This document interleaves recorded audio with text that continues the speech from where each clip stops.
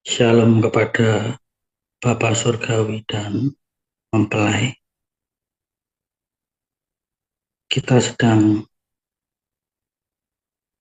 mengulangi zaman jemaat di Laodikia,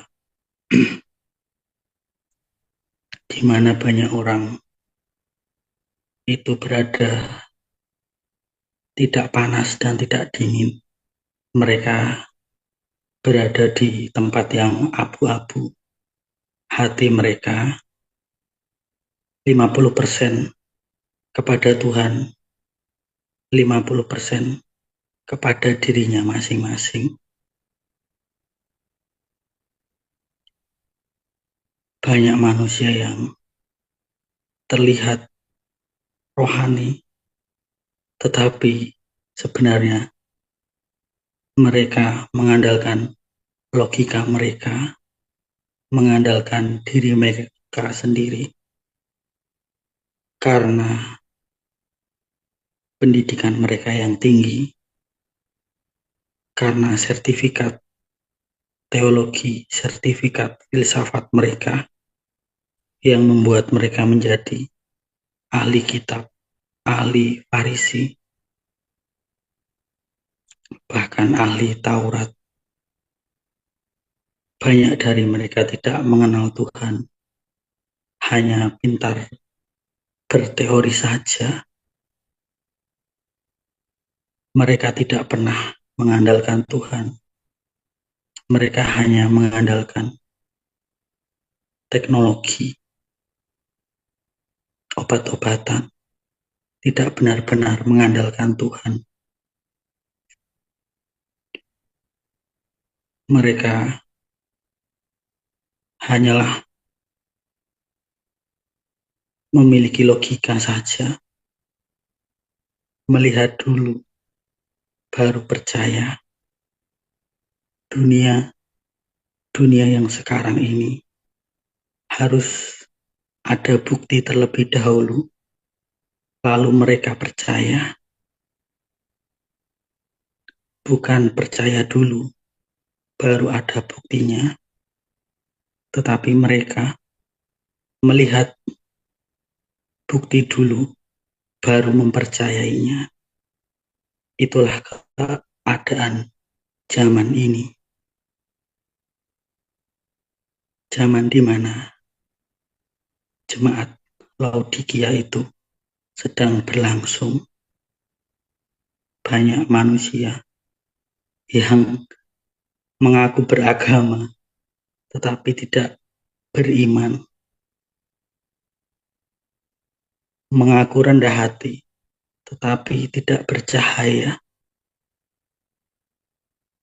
Itulah kondisi zaman ini. Banyak manusia yang tidak bisa menilai zaman ini.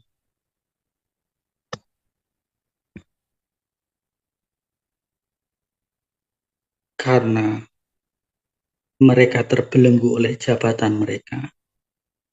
Mereka terikat dengan harta mereka, dengan pengalaman hidup mereka, dengan apa yang membuat mereka itu nyaman dan terbuai. Mereka tidak pernah berpuasa. Mereka tidak pernah merendahkan hati di hadapan Tuhan. Bagaimana mungkin manusia yang makannya enak, hidupnya enak, akan merendahkan hati di hadapan Tuhan? Bukankah mereka akan lupa akan Tuhan?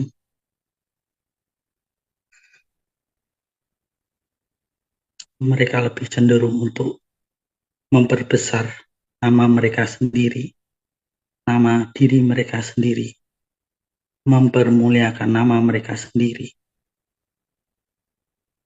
menyibukkan diri mereka sendiri. Lalu, apa yang akan Tuhan bantu terhadap mereka yang sudah memiliki nama besar? Apa yang akan Tuhan tolong kepada mereka yang sudah memiliki nama besar? Bukankah mereka yang sudah memiliki nama besar sudah tidak membutuhkan pertolongan dari Tuhan karena mereka sudah terlalu nyaman untuk memiliki kenyamanan yang sudah mereka nikmati setiap kali pelayanan, tidur di hotel, makan enak, bagaimana akan teringat dengan Tuhan, akan merendahkan hati dengan Tuhan, menghadap Tuhan. Bukankah itu suatu hal yang mustahil bagi mereka yang sudah memiliki nama-nama besar, yang sudah banyak pujian dari manusia-manusia, bahkan jemaatnya sendiri? Bukankah seharusnya hanya nama Tuhan Yesus saja yang dipermuliakan, yang semakin besar, bukan namanya sendiri, bukan nama pribadinya sendiri, melainkan nama Tuhan kita, Yesus Kristus. Nama Tuhan Yesus Kristus harus semakin besar dan nama diri kita sendiri akan semakin kecil di hadapannya. Tetapi semuanya itu terbalik. Nama mereka yang semakin membesar, nama Tuhan Yesus disembunyikan oleh mereka. Mereka mempromosikan diri mereka sendiri, mempromosikan teman-teman mereka sendiri. Bahkan mereka saling menjaga kartu mereka sendiri. Itulah yang termasuk golongan jemaat di Laodikia. Mereka suam-suam kuku. Mereka tidak panas, tidak dingin. Mereka main aman, tidak pernah membongkar apa yang menjadi dosa, apa yang harus ditegur. Mereka bermain aman-aman saja. Harusnya mereka menegur agar pada bertobat, pada benar-benar mencari Tuhan dengan sungguh-sungguh, yaitu dengan berpuasa, membaca firman, dan menanggalkan setiap keinginan daging. Bagaimana mungkin manusia berkata bahwa ia menguduskan diri, tetapi dirinya sendiri saja tidak melakukan hal itu? Bagaimana mungkin bisa manusia pada percaya ketika ia menjelaskan menjadi manusia bercahaya, tetapi dirinya sendiri tidak memiliki cahaya? Manusia sekarang sudah pada pintar. Mereka tidak lagi seperti dulu yang nurut dan nurut saja. Mereka memiliki mata yang bisa melihat, yang bisa membedakan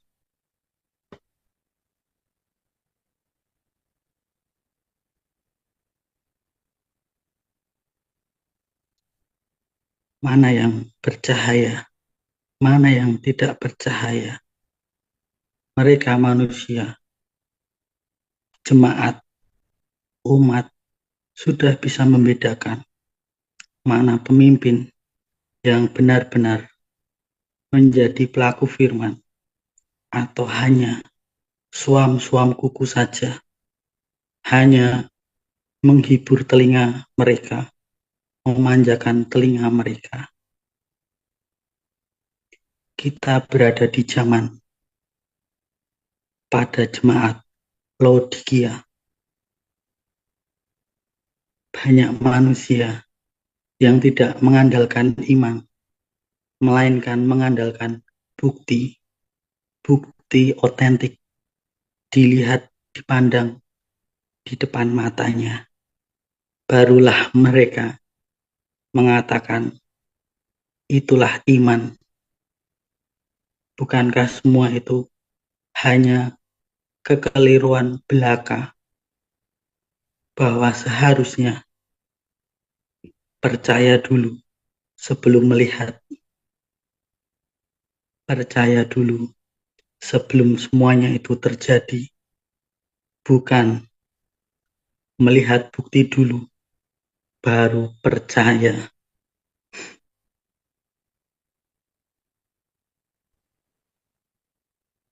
Itulah kondisi zaman sekarang, zaman now. Harusnya manusia itu bergerak di dalam imannya, di dalam suara hatinya. Bagaimana mungkin manusia itu bisa peka melalui suara hatinya, sedangkan mereka saja tidak pernah berpuasa,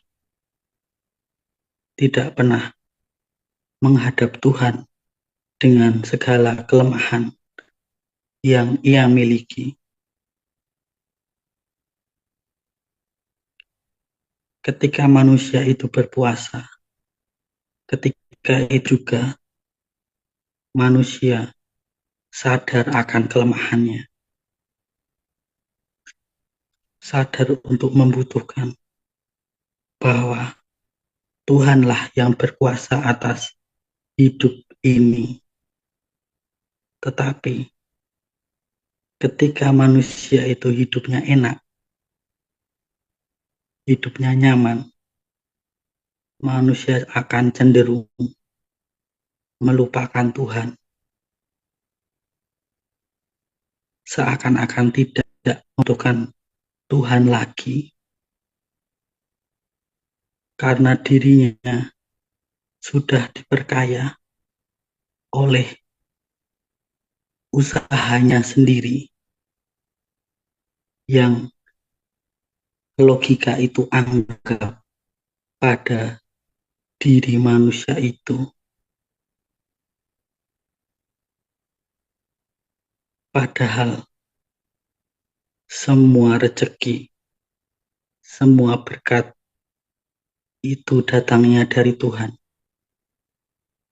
tanpa terkecuali, baik itu kaya dan miskin, baik itu semua agama. Tuhan tidak pernah membedakan agama, hanya menilai hati. Tetapi manusia itu lebih cenderung untuk mengandalkan logika, untuk memamerkan kepintarannya, membandingkan antara satu dan yang lainnya, sampai dirinya sendiri saja tidak bisa membedakan mana api dan mana air. Itu yang terjadi sekarang ini. Mereka tidak bisa membedakan antara baik dan buruk, antara hoax dan kebenaran. Sangat jauh mereka bisa membedakannya, karena mereka tidak pernah mencari kebenaran. Mereka hanya mengikuti arus dunia ini. ada orang berkata A, mereka mengikuti perkataan si A. Ada perkataan si B, mereka mengikuti perkataan si B tanpa mereka berpuasa dan mencari tahu sendiri kebenaran itu. Belum ada apa-apa, ada berita masuk dari luar negeri, berbagai macam virus, bakteri. Mereka sudah pada ketakutan.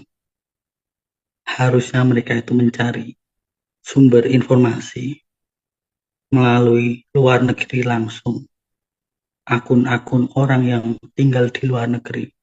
Apakah benar di Jepang, di Cina, di negara-negara yang ada TKI atau TKW-nya itu sedang ada wabah virus di sana atau sedang ada bakteri di sana.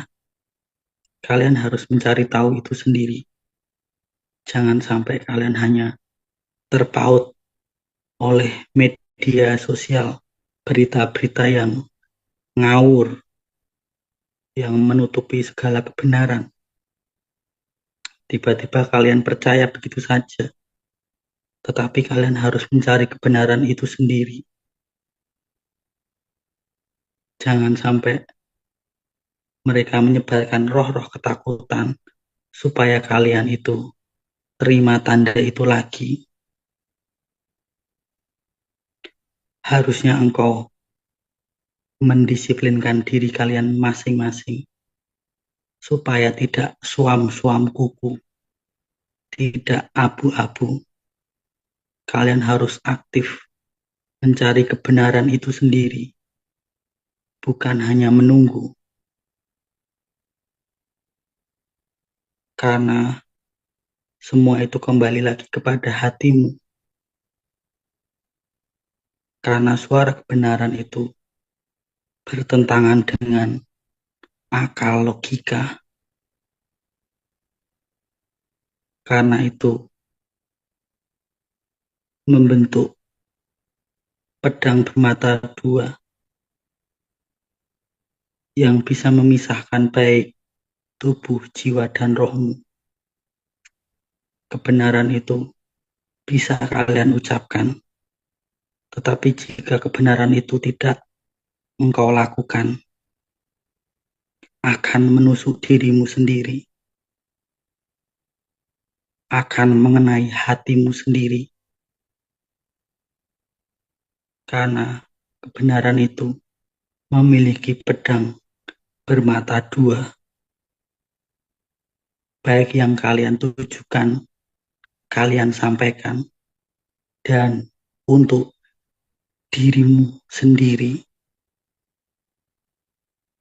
Jika dirimu saja menolaknya, jangan sampai itu kalian katakan kepada orang lain.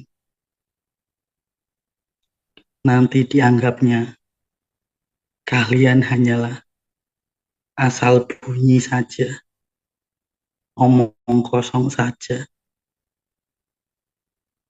Kalian saja tidak menerimanya. Kenapa kalian harus menyampaikan kepada orang lain? Sampaikan dulu kepada hatimu. Apakah kalian menerima atau tidak? Barulah kalian menyampaikan kepada orang lain. Itu saja yang bisa aku sampaikan. Mungkin ada tambahan dari Bapak Surgawi atau mempelai. Tidak ada yang saya tambahkan, itu sudah jelas. Tergantung kepada hati kita masing-masing pribadi bagaimana menerima. Yang harus kita garis bawahi kata suam-suam kuku, yang artinya kita ini, bukan kita ini, tapi contoh saya ini mengaku beragama, tapi sesungguhnya tidak bertuhan. Kenapa demikian? Sama seperti jemaah di laut. Yogyakarta tadi, mereka berlomba-lomba mencari Tuhan. Menurut mereka, mereka orang beragama yang sangat mengenal Tuhan. Padahal iman mereka di mata Tuhan seperti abu-abu, yang artinya sama saja mengaku beragama tapi sesungguhnya tidak bertuhan, sehingga tidak mengenal kebenaran dan tidak mengenal kesesatan. Jadi sama seperti yang dikatakan oleh Pangeran tadi, kita harus waspada karena saat ini yang mengatakan orang itu salah, padahal sementara yang membuat kesalahan dia sendiri. Banyak sekarang ini ya, dengan tiba-tiba ya aku entah kenapa ya tiba-tiba aku dimunculkan ya channel-channel itu, tapi ya memang secara kita secara manusia jasmani dan dengan kita mendengarkannya memang kita akui, bahkan kita agungkan, oh ini pasti yang dipilih Tuhan sebenarnya. Padahal yang dia bicarakan itu dia bawakan secara pucakan secara jasmanianya, seperti gereja yang dimaksudkan Tuhan Yesus, gereja buatan manusia. Jadi dia pucakan juga bahwa gereja yang dimaksud itu ya memang gereja buatan tangan manusia. Padahal secara rohani, gereja yang sesungguhnya itu adalah ciptaan tangan Tuhan sendiri. Itulah tubuh kita. Nah, di situ mereka harus di channel itu sempat tidak lama aku tonton mengajarkan bahwa gereja yang buatan tangan manusia itu sebenarnya harus tidak boleh kotor, lantainya kalau ada abu sedikit dibersihkan. Padahal hanya gereja itu buatan manusia. Nah, sementara gereja ciptaan tangan Tuhan sendiri ini sudah menjadi sarang penyamu. Hati ini lebih dari sarang penyamu. Jadi itu yang dimaksud Tuhan Yesus sebenarnya. Hati kita ini yang harus dibersihkan, bukan lantai gereja kalau sudah kena abu dan lain-lain. Tapi banyak juga ya aku melihat komentar mereka ya, puji Tuhan, puji Tuhan. Inilah hamba yang diurapi. Jadi dari situ Bapak Ibu, mari kita juga ya, seperti yang dikatakan Pangeran Ilahi, mari kita berpuasa dan bertanya kepada Tuhan. Jangan bertanya kepada siapapun, walaupun dia hamba Tuhan, walaupun saya hamba Tuhan. Cari sendiri dulu jawaban kepada Tuhan. Kalau memang nanti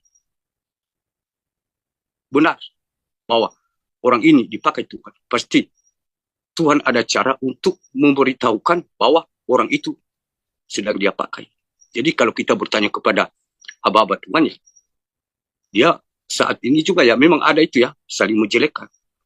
Bahwa yang satu berkata dia penyesat, yang satu lagi dia penyesat. Yang akhirnya saling melemparkan sehingga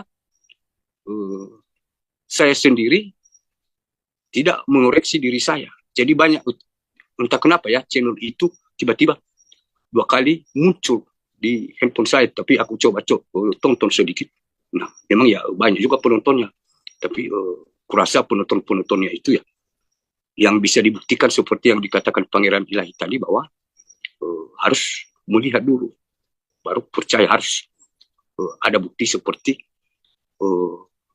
permasalahan, sesuatu masalah atau perkara, kalau di dunia ini tanpa ada bukti, berarti walaupun itu kebenaran harus salah.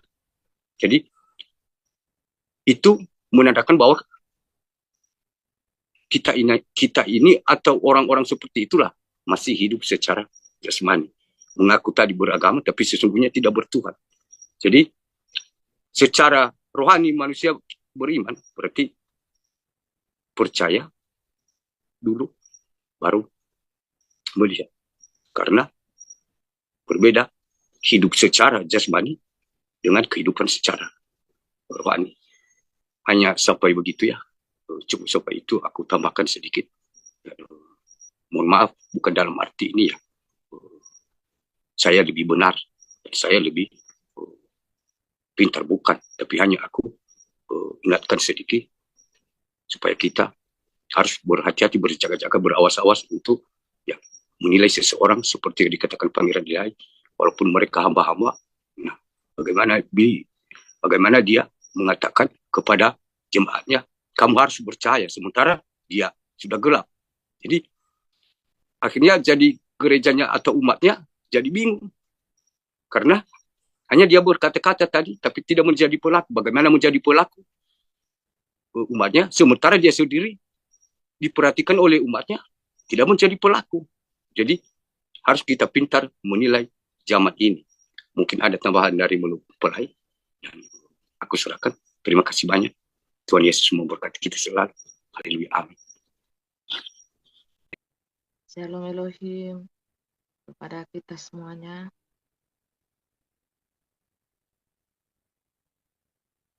Bapak Ibu yang dikasihi dan diberkati Tuhan, firman Tuhan yang diangkat pada malam hari ini memang sesuai dengan fakta dan kenyataan ya Bapak Ibu yang terjadi di tengah-tengah dunia ini. Jadi Bapak Ibu saudaraku yang dikasihi oleh Tuhan Yesus Kristus, seperti yang dikatakan oleh Pangeran Ilahi, King of the Kings, Yesus Kristus dan Bapak Yahweh itu sendiri ya, yang sudah menjelaskan bagaimana keadaan dan kondisi jemaat Laodikia digambarkan. Memang Bapak Ibu pada saat ini kalau kita melihat umat Tuhan, jemaat Tuhan tidak panas, tidak dingin, dan tidak tahu membedakan mana tangan kiri, tangan kanan, tidak tahu pula membedakan mana air, mana api. Tapi kalau mau dipikir secara logika atau itu sudah ditahu-tahu api, tapi mereka mau memegang itu api. Mereka katakan api itu adalah air. Nah, padahal sudah jelas-jelas itu api, Bapak Ibu. Nah, ini kebenaran diputarbalikkan menjadi ketidakbenaran. Kebenaran mereka katakan itu adalah dusta. Dan dusta mereka katakan itu adalah sebuah kebenaran. Nah, ini yang terjadi Bapak Ibu di tengah-tengah jemaat ini.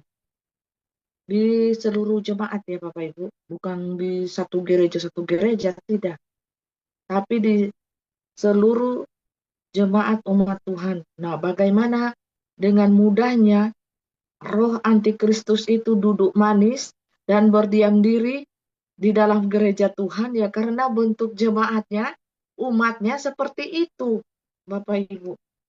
Tidak dibilang tidak panas, tidak. Dibilang dingin juga tidak, suam-suam kuku. Mereka mau dibilang anak dunia, ngamuk Bapak Ibu. Mau dibilang anak hantu, ngamuk. Mereka katakan saya ini anak Tuhan. Powerful, 1000% saya anak Tuhan. Saya di gedung gereja.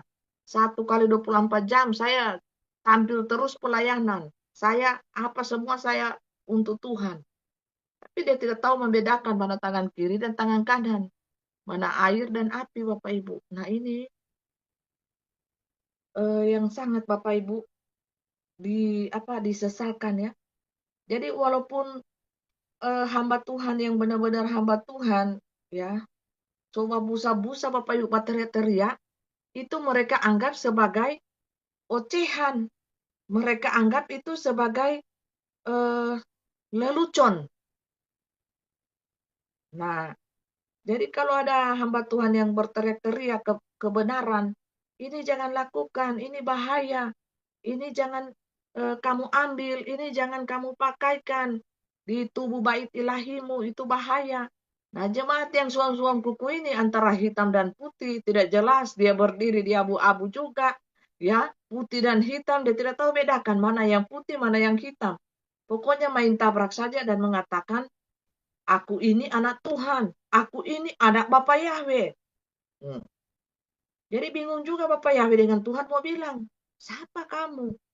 Ya cuma mengaku-mengaku Bapak Ibu, saya ini anak Tuhan. Saya asli pengagum Tuhan. Saya pelayanan powerful dari pagi sampai siang sampai malam. tapi minta ampun sombongnya. Kan so pelayanan, so tampil terus di depan. Jadi kan makan puji toh. So banyak dapat pujian manusia. Turun dari mimbar, turun dari podium, dari altar call, turun semua ya. Dari atas-atas toh. Habis memuji Tuhan, mempersembahkan suara yang merdu, riang gembira, jingkrak-jingkrak. Oh, sampai di bawah manusia. Jemaat biasa itu kan puji-puji. Hebat kok. Suaramu minta ampun, kalah artis. Hebat kok begini. Nah, akhirnya apa? Terbuai dengan makam puji. Ya, jadilah jemaat Laodikia, suam-suam kuku. Akhirnya dia sendiri tidak tahu Bapak Ibu. Dia lagi berjalan di jalan yang gelap kah? Tersesat kah? Atau dia berjalan di dalam terangnya Tuhan, terang ilahi. Nah, tapi dia mengaku bahwa dia sangat mengenal Tuhan. Ya, karena dia hafal ayat juga, firman Tuhan dia kuasai. Tapi angkuhnya minta ampun, tanpa dia sadari. Angku rohani Bapak Ibu, hati-hati. Tipis-tipis tapi sangat menyakiti hati Tuhan. Ya, kalau kita tidak tahu isi hati Tuhan, kita tidak peka Bapak Ibu, kita tidak tahu kehendak Tuhan dalam hidup kita ini Bapak Ibu. Dengan perkataan kita, dengan kita menerima tawaran-tawaran yang menggiurkan secara manusia, tapi secara secara tidak sadar ya. Padahal kita itu sudah menyakiti hati Tuhan loh. Tanpa kita sadar, tapi kita tahu bahwa kita itu tujuan kita itu mau melayani loh. Tapi maunya Tuhan, kita ini ada di sini. Jangan kamu di situ, kamu di sini, kamu cocoknya di sini. Tapi ngototnya kita, keegoisan hati kita maunya kita ada di kiri. Saya Tuhan, ini kan saya melayani Tuhan juga di sini toh. Tuhan bilang jangan nak, kalau kau di situ kau nanti jatuh. Kau di sini saja, walaupun sederhana, tapi kau tidak jatuh. Kau ada bersama-sama denganku. Aku memantau engkau. Aku melihat engkau. Engkau duduk. Engkau apa. Aku ada bersama-sama. Kalau engkau di situ, engkau akan jauh daripadaku. Kau akan melupakan aku. Bahkan engkau akan sangat jauh daripadaku. Nah, Tuhan sudah tahu. Sebelum kita melihat ke menjalani itu semua, Tuhan sudah tahu. Di depan jauh sebelumnya, Tuhan sudah tahu. Kau akan jatuh. Kau akan jatuh anakku.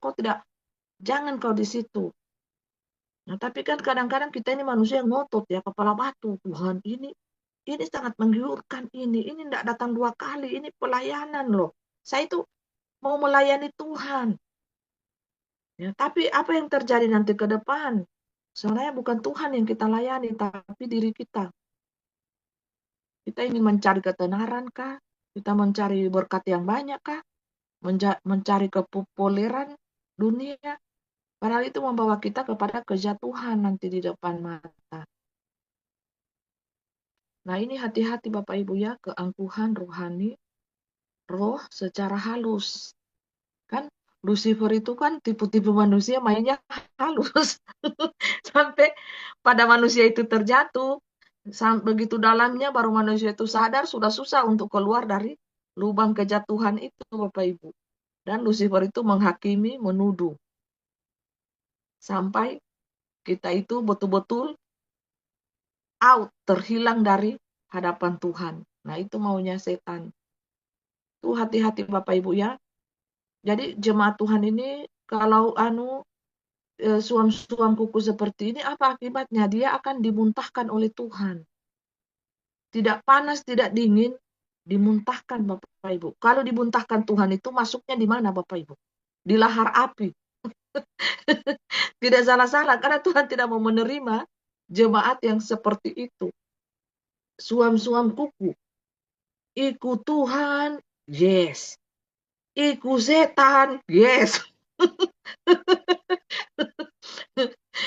Ikut Tuhan, mereka bilang menderita minta ampun. Pikul salib menderita. Dihina-hina orang kita harus berdiam. Dicaci maki orang, difitnah orang, diam terus. Memangnya kita apaan coba? Di mana harga diri gue coba? Ya.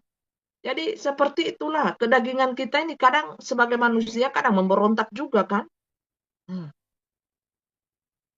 Walaupun kita ingin menyenangkan hati Tuhan, kita ingin seturut dengan kehendak Tuhan, tapi itu Bapak Ibu, penundukan kepada firman Tuhan dan kedaulatan kuasa Tuhan itu mutlak. Harus ada Bapak Ibu. Penundukan di dalam roh. Jangan roh kita ini batandu ya, memberontak. Di dunia enggak. Tuhan berbicara, enggak, iya pangeran ilahi. Salam, iya. Tapi roh kita loh, roh kita ini batandu loh, memberontak. Haleluya. Tuhan itu bukan lihat kita pejasmani ini yang gengge. Iya pangeran, iya Tuhan. Tahu-tahu memberontak Bapak Ibu, pemberontak semua. Nah Tuhan sudah tahu Bapak Ibu ya. Karena dia bermain di roh juga di dunia nyata dia lihat ya, pantau Bapak Ibu ya. Tuhan sudah terlebih dahulu mengetahui apa yang Bapak Ibu sembunyikan di dalam lubuk hati yang paling dalam pun berlapis-lapis itu hati Tuhan tahu. Semuanya karena roh. Nah, terus Bapak Ibu eh, ini kalau suam-suam kuku ini yang bahayanya. Jadi kalau ada mata-mata dari si naga, si ular, dia bela juga ini. Jadi mata-matanya naga, jadi mata-matanya ular. Di satu sisi bergabung lagi dengan pasukannya Tuhan toh, pasukan surgawi. Nah, kumpul-kumpul info.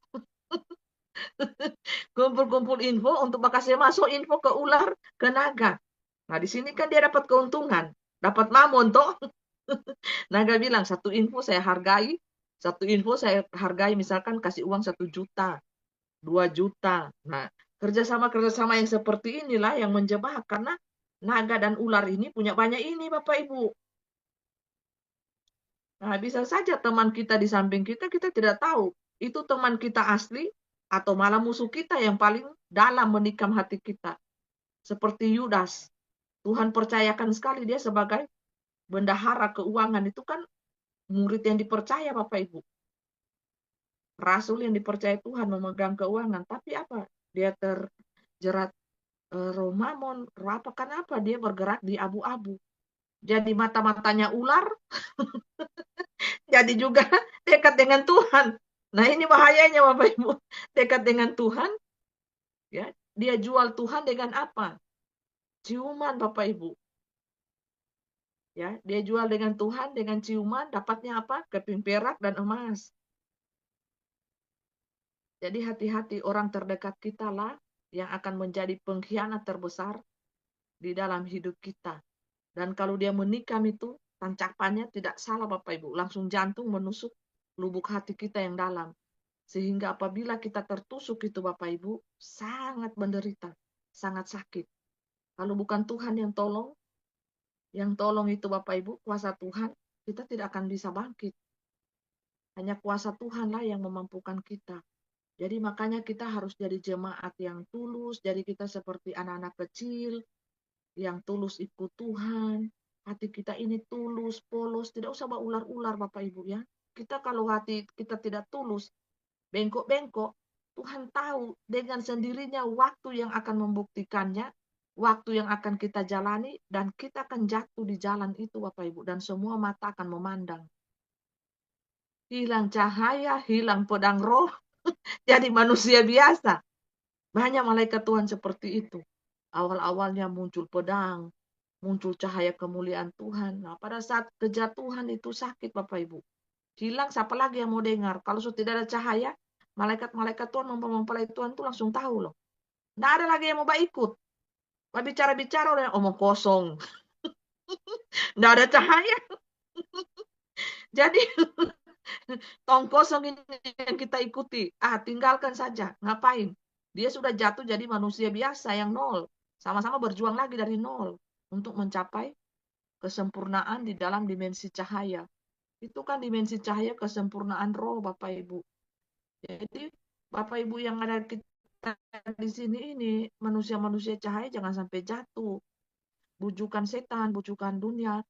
Penawaran-penawaran dari dunia ini sangat manis, sangat memikat hati. Jangan sampai kita jadi jemaat Laodikia, tidak panas, tidak dingin. Pada akhirnya Tuhan so jengkel, Tuhan so muak balik orang pekalakuan, dia muntah habis. Dia muntah habis terus Bapak Yahweh bilang tutup saja, tidak usah ada ibadah. Itu kan bahaya. Pas di senter kamari, saudara cahaya. Saudara cahaya kemuliaan Tuhan. Ya, kita harus berjuang bersama-sama, mengikuti proses Tuhan, menderita karena untuk mendapatkan cahaya ilahi Tuhan itu menderita, saudara. Tuhan bilang kan tadi tidak ada hidup yang senang-senang, makan enak, senang-senang. Jadi itu kalau penderitaan datang dalam hidup kita, kita jangan bersungut-sungut, kita jangan menyalahkan Tuhan, kita jangan menyalahkan juga si A, si B. Ya memang kita tahu Bapak Ibu, itu secara manusia ya. Kita tahu si A, si B ini yang membuat kita sakit, membuat kita terpuruk, membuat kita sampai di titik ini kita, yaitu misalkan tidak punya apa-apa ya karena si A ini, karena si B ini. Tapi tahu kayak Bapak Ibu di balik itu, sengaja Bapak Ibu ya, Tuhan itu menaruh duri dalam daging. Dan yang memproses kita itu orang-orang dekat kita Bapak Ibu. Yang bikin naik kita tensi, yang bikin naik kita emosi. Itu orang-orang dekat. Tidak ada setan itu mau pergi cari orang-orang yang di pulau sana. Yang jauh di pulau Amerika sana. Di Polandia sana. Ya di Belanda sana. Tidak. Setan itu pakai agen-agennya. Jadi orang sekeliling kita. Mau itu teman kita, pasangan hidup kita, anak kita, saudara kita. Seperti itu Bapak Ibu. Jadi hati-hati ya. Sebenarnya Bapak Ibu, pada malam ini, kalau ibadah-ibadah begini ini sebenarnya Bapak Yahweh ya yang harusnya banyak komentar dan berbicara, atau pangeran ilahi. Jadi kenapa saya yang harus banyak bicara Bapak Ibu ya? Capek juga saya. Seharusnya room ini milik Bapak Yahweh, milik pangeran ilahi. Tapi ya itu ya kelebihannya wanita ini ya, perempuan banyak ngomong. Ya, cowok itu laki-laki itu enggak banyak ngomong, penting-penting saja. Kita ini tak putar-putar akhirnya sampai subuh, sampai pagi dah habis-habis ya. Kelebihannya para wanita, ya. Tapi itu yang kelebihan yang Tuhan kasih ya kepada para wanita ini, banyak mulu. Tapi banyak mulu tidak tongkol sembunyi nyaring, toh ada isinya sayang, ada isinya. Jangan kita perempuan banyak mulu gosip, menggosip-gosip, gosip ibu si A, si B dari pagi sampai malam, malam sampai subuh, nggak ada habis-habis gosipnya. Sambung lagi ya sis, besok ya gosipnya. Coba, besok apa menunya gosipnya? Nah itu kan gosip tidak berbobot. Nah kalau saya ini kan eh, perenungan firman Tuhan, menceritakan keajaiban-keajaiban Tuhan, menceritakan kepada jalan kebenaran, bagaimana Tuhan itu baik, Tuhan Yesus baik, Bapak Yahweh itu baik, sangat baik, dia bisa mengatur waktu, bisa mengatur semesta alam ini, roh, saya bicara roh, bukan jasmani. Kalau Bapak Ibu melihat jasmani, Tuhan memakai kita ini, wadah-wadah ini orang biasa saja. Tapi Bapak Ibu bisa lihat dari orang yang biasa, yang sederhana, yang Tuhan proses, yang Tuhan bentuk begitu dengan rasa sakitnya Bapak Ibu, kita di dunia ini, makanya itu proses Tuhan itu memang sakit dan sangat menyakitkan Bapak Ibu ya. Sedikit-sedikit lagi kita menyaut, oh Tuhan, kita yang sudah tidak ingin hidup lagi lama-lama di dunia ini karena saking menderitanya Bapak Ibu di proses Tuhan. Ya, tapi dari situlah dari pemrosesan Tuhan ini kan dunia roh ini yang memproses toh, dan yang menyaksikan siapa? Roh Tuhan sendiri dan para malaikat dan manusia setan.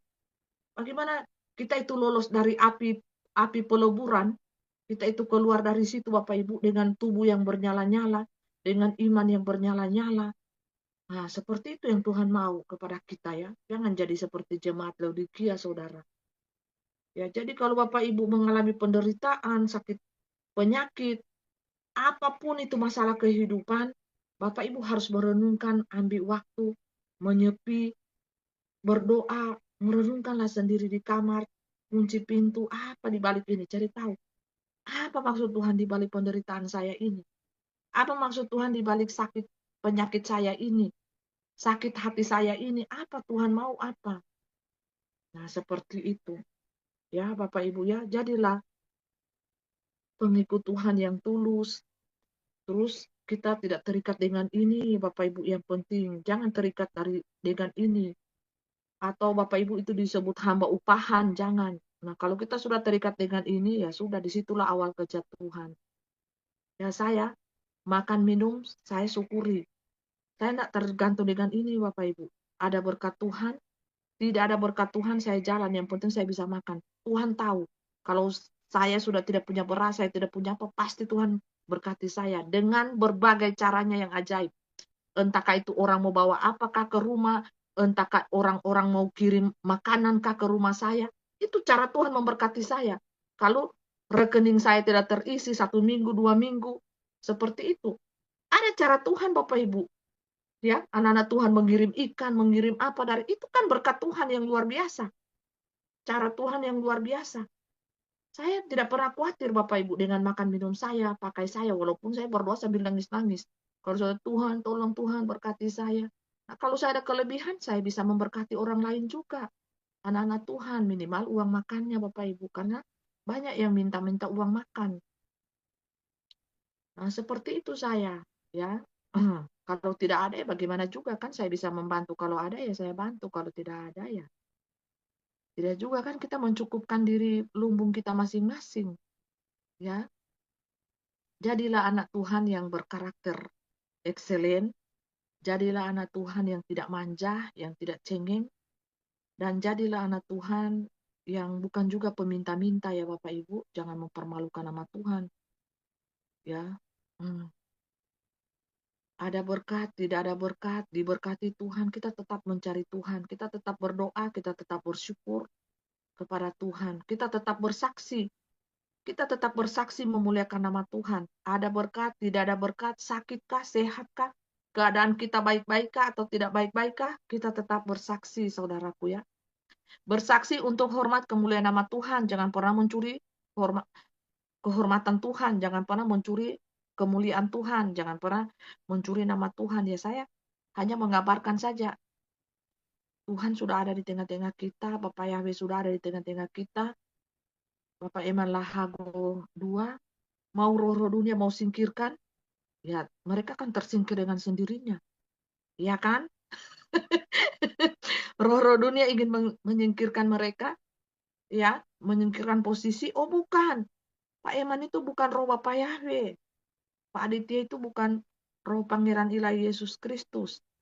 Nah, seiring waktu kan Tuhan menyatakan kuasanya, dia memperlihatkan kepada dunia kemuliaannya, kuasanya, cahayanya. Dulu kan belum seperti ini Bapak Ibu. Bapak Ibu perhatikan kan, belum keluar toh cahaya Pangeran Ilahi Alfa dan Omega. Tapi kan saya melihat di alam roh, begitu percaya cahayanya, roh Pangeran Yesus Kristus, roh Bapak Yahweh itu sendiri. Walaupun satu dunia pun menolak, tidak mempercayai, ya saya mempercayai bahwa itu adalah wadah Yesus Kristus. Ini adalah wadah daripada roh Bapa Yahweh, karena penuh dengan cahaya, penuh kemuliaan Tuhan ya. Saya bisa tahu, saya bisa kenali karena saya bermain di alam roh Bapak Ibu ya. Sekitar berapa ya sekarang? 90 ya. 90% Bapak Ibu. Jadi makanya saya di dunia ini kadang lupa makan, kadang apa, kadang lupa waktu juga. Enggak, Bapak Ibu enggak stabil. Ya, dan kadang juga saya bisa tidak tahu saya ini sehatkah, sakitkah atau bagaimana, karena permainan di alam roh ini kalau saya pakai tubuh roh, saya tidak merasakan sakit. Saya kuat. Jasmani saya ini saja yang sakit, yang lemah, yang sakit di sana sini. Tapi kuasa Tuhan, kuasa Bapak Yahweh itu nyata Bapak Ibu. Menjamah saya ketika saya menyentuh, saya panggil nama Bapak Yahweh, Yeshua HaMashiach Elohim, Tuhan Yesus Kristus, sembuhkan saya, sakit penyakit saya. Nah, Tuhan mau itu, kita itu jadi jemaat seperti itu. Andalkanlah Tuhan, andalkanlah kasih Tuhan, andalkanlah kuasa Tuhan itu melebihi dari logika kita. Dan hati kita ini tulus, mengikut Tuhan, mengikut Bapak Yahweh. Percaya sungguh-sungguh, tidak usah abu-abu. Seperti itulah iman yang Bapak Yahweh ya. Ya, sekian saja ya Bapak Ibu, masih ada mungkin banyak kesaksian. Saya berikan waktu dan kesempatan kepada kita, seperti itu saya bisa menambahkan.